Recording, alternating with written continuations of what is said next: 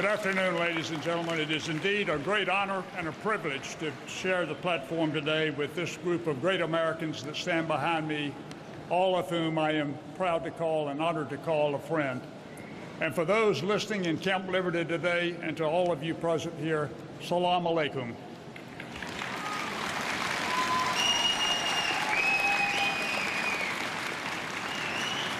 Continuing with the letter, we recommend the following four initiatives to our government and to the presidential candidates and prospective candidates in both parties aimed at de-escalating conflict throughout the Middle East, in part by recognizing these realities, standing for American principles and basic international norms, and opposing the destructive role of Iran in the region.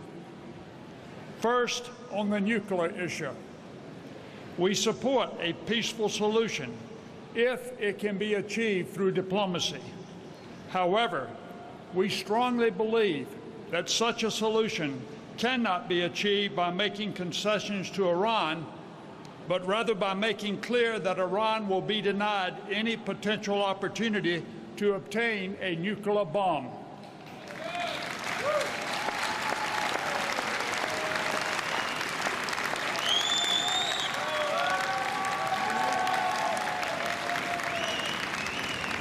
Iran, under the Ayatollahs, has consistently shown that it cannot be trusted. Verification, not blind trust, in the Iranian government to fulfill conditions of the agreement must be an unconditional reality.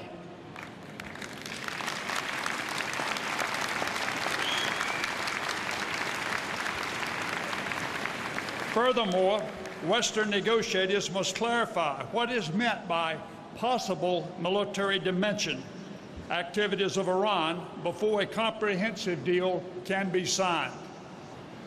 Second, Iran's destructive role throughout the region must be curbed and deterred.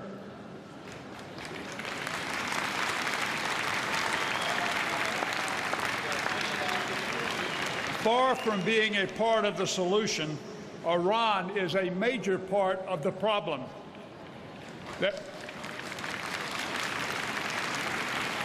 There should be no direct or indirect cooperation with Iran under the pretext of fighting ISIS.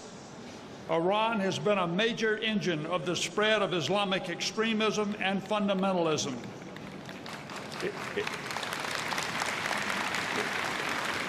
It is globally recognized as the primary state sponsor of terrorism.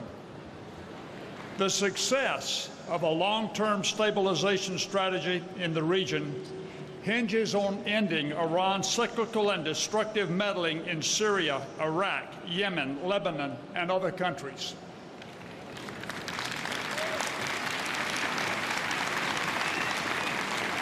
Third, we should be more vigilant and more vocal about the serious human rights abuses by the regime that continues today inside Iran.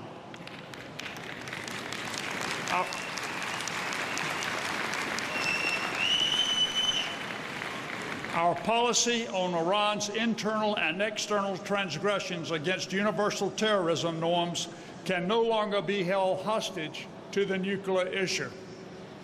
Indeed, our failure to stand for basic principles and rights only encourages the regime to violate them further with impunity. Nuclear negotiations, which many have taken as an indication of moderation within the theocratic regime, must not inadvertently provide an undeserved veneer of legitimacy and abet the suppression of the Iranian people.